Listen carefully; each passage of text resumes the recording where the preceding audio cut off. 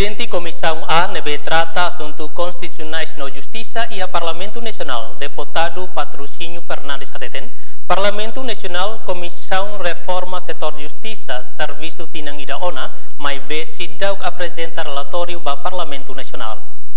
Hari yang pakai agora né pertinente depois quando vai ir primeiro-ministro Rasim essa declaração porque primeiro-ministro Makutene mas animos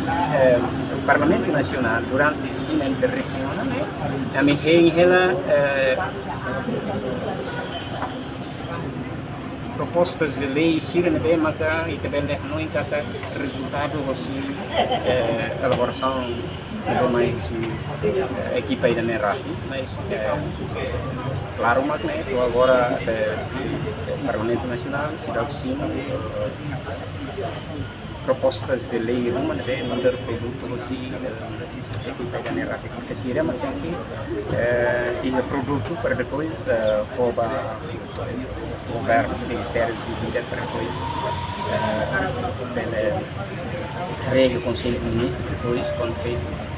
o Conselho de Ministros aprova e submete a proposta de lei ao Parlamento Nacional, mas idane sidau bihatuni e também não encaixa declaração do primeiro-ministro né mudar desafios ida no nosso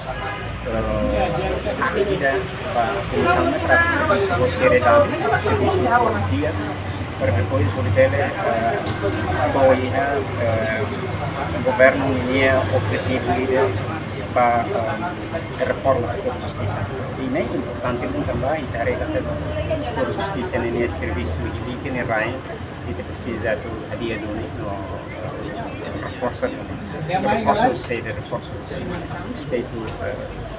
hari legislação, além da legislação, o governo de hari kata precisa reforçar o saída isto agora kadang maka equipa hari ini objetivo